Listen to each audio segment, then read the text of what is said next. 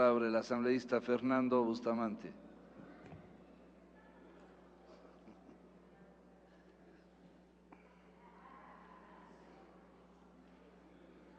Señor presidente,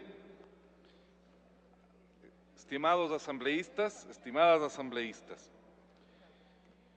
yo quisiera dar lectura al artículo 427 de la Constitución, con el permiso y la venia del señor presidente. Y quisiera que este párrafo que voy a leer sea tenido en mente para lo que voy a decir luego. Dice lo siguiente: las normas constitucionales se interpretarán por el tenor literal que más se ajuste a la Constitución en su integralidad. En caso de duda, se interpretarán en el sentido que más favorezca la plena vigencia de los derechos y que mejor respete la voluntad del constituyente y de acuerdo con los principios generales de interpretación constitucional. Por lo tanto, en el tema que nos ocupa, creo que es del caso recabar cuál es ese sentido que más favorece la plena vigencia de los derechos y que mejor respete la voluntad del constituyente. El principio de interpretación constitucional que la propia Constitución vigente establece para sí misma es bastante claro. No está inmiscuido en un positivismo jurídico en donde toda la interpretación recae exclusivamente sobre la literalidad de los textos. Es la Constitución en su conjunto y la voluntad del constituyente, así como la integralidad de los derechos que se quieren proteger en la Constitución, lo que se debe tener en mente cuando existe dudas. Y me permito creer que las dudas existen, puesto que hemos estado toda la mañana debatiendo sobre cómo ha de entenderse, ¿no es cierto?, la voluntad constituyente y constitucional con respecto a la situación de la concesión de inmunidad a la llamada Comisión de la Verdad. ¿Qué es lo que la Constitución quiere proteger? ¿Y cuál es ese sentido más favorable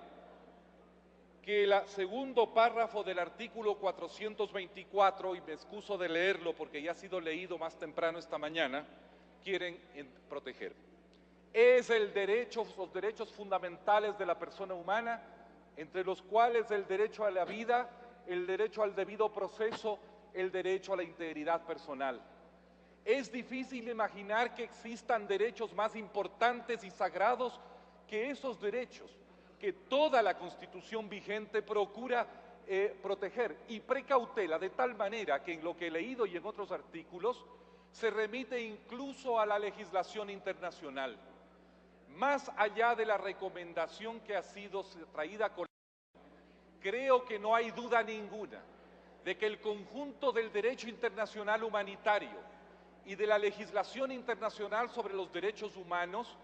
indica que es obligación de los Estados hacer todo aquello que sea necesario para evitar la impunidad de aquellas violaciones que comprometen seriamente derechos fundamentales de las personas. Creo que no se puede negar que los hechos que la Comisión de la Verdad ha investigado,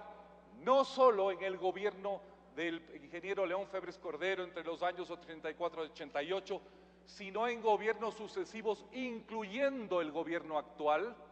son hechos que comprometen seriamente estos derechos fundamentales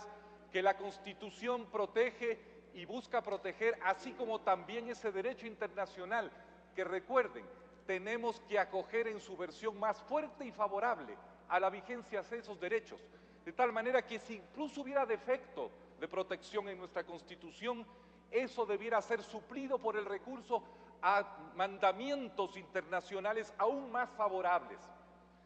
Es tan fuerte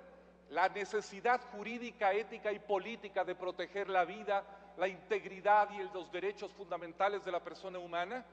que en esta Constitución se establece claramente que si algo faltara, deberíamos recurrir a ese sentido jurídico más allá de la positividad de los textos. Creo que sobre eso no hay ninguna duda. Francamente, ¿quién podría decir que haríamos mal en hacer aquello que nos permita aumentar las probabilidades de que violaciones, en algunos casos atroces puedan ser investigadas y se pueda llegar a feliz término en hacer la claridad y la verdad sobre ellas. Creo, por otra parte, y me parece que se puede sostener, que cuando uno está buscando